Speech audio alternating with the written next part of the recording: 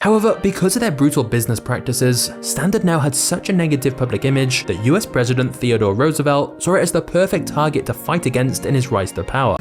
So Roosevelt detected that the public opinion of John and Standard Oil was quickly turning from a mere dislike to a passionate hatred, and that was largely thanks to a journalist called Ida Tarbell. You see, Tarbell's father was one of the oil refiners who were bankrupted by John's ruthless business tactics a long time ago. Her father's business partner even took his own life after their wealth was destroyed by John. Now, Tarbell was publishing monthly articles that told an in-depth story about the company and the man who had bankrupted her father and made her childhood miserable. Tarbell managed to break through John's wall of secrecy, and so the dark history of the once mysterious Standard Oil was now in full view, with John as its protagonist. His backroom deals with railroads, his intimidation tactics, the politicians they bribed, everything was fully revealed, and the American public devoured the story. The series even exposed John's father's history of scams, his sexual abuse accusation, and they eventually discovered his second marriage, which took a heavy emotional toll on John and his family. And his silence only angered the public further. So in a few years, John went from one of the most private and mysterious members of the American elite to the national embodiment of corruption and greed. Now, the public was dying to see John and Standard Oil pay for their crimes. So as President Roosevelt approached the end of his first presidential term, he saw an opportunity to use the public sentiment to his advantage by making Standard Oil his enemy. In his presidential campaign, Roosevelt promised to take down the monopolies, and thus when he won the re-election, it was time to make good on that promise and wage war on Rockefeller's empire.